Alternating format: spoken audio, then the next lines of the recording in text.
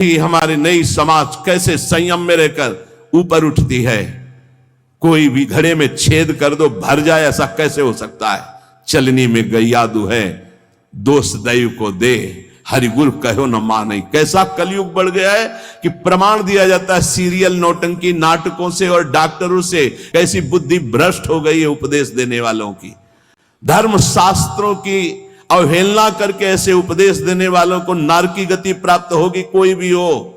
क्यों? क्योंकि वो जब ऐसा उपदेश कर रहा है तो स्वयं उसकी ऐसी धारणा है, और व्यभिचारी की गति कभी शुभ नहीं हो सकती। शास्त्र मर्यादा का नाश करने वाले ऐसे लोग प्रमाण देते हैं नाटकों नौटंकी और फिल्मों का कि ऐसा करना उस फिल्म में कहा गया, ऐसा करना उस डॉक्टर क्या है?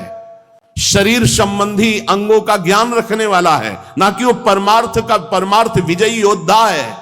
वो काम क्रोध लोभ मोह मद इनका ऑपरेशन करना जानता है क्या? शरीर में जितनी पावर शक्तियां हैं वो सबका अंतिम रूप वीर है। सप्तम धातु का अंतिम रूप बनता है जाकर वीर, और उस पावर का नाश करने वाला कभी स्वस्थ रह सकता है? कैसी बुद्धि है। परमार्थ की शुरुआत ही ब्रह्मचर्य से होती है।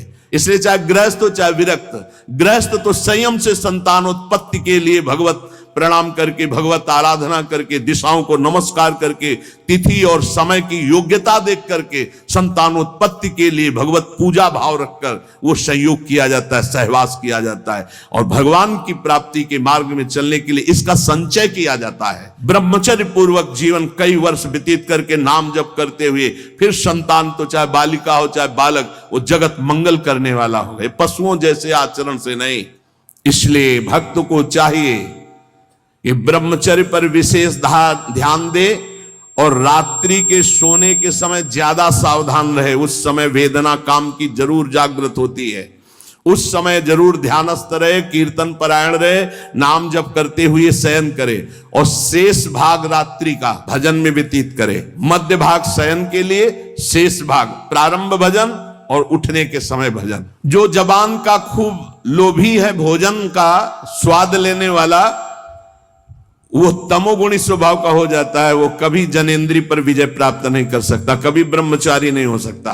संध्या के समय भोजन करने से भजन में अरुचि पैदा हो जाती, इसलिए संध्या के समय कभी भोजन न करे। भोजन के समय नाम जप जरूर करे, क्योंकि एक एक कवल में जितना बार नाम जप करोगे शरीर में रस जाएगा, वो रस आपको भजन में बढ़ाएगा। टीवी चला के भोजन न पावे, क्योंकि टीवी का दृश्य देख के चिंतन करते हुए भोजन पाओगे तो टीवी में चल रहा है वही तुम्हारे चिंतन में चलेगा, तुम्हें परमार्थ से रहित कर देगा। अगर बहुते कुछ देखने सुनने की आदत है तो उस समय संतों के पावन चरित्रों की चर्चा सुनो, कोई कथा चलाओ, कथा सुनते हुए भोजन पाओ। अगर एकाग्रता पूर्वक भजन करने की रुचि नहीं जागृत हुई तो सत्संग सुनो, संतों के चरित्र सुनो, बड़ा प्रभाव पड़ता है। संतों की छवियां सामने रखनी चाहिए जहां भोजन पाने का हो, कुछ सदुपदेश सामने रखने चाहिए। अपने यहां तो बड़ा मंगलमय है, राधा राधा ऐसा नाम चलता रहता है। उत्तर या पूर्व की तरफ मुख करके नाम जप करते हुए भोजन प्रसाद पाना चाहिए, उत्तर या पूर्व की तरफ मुख करके।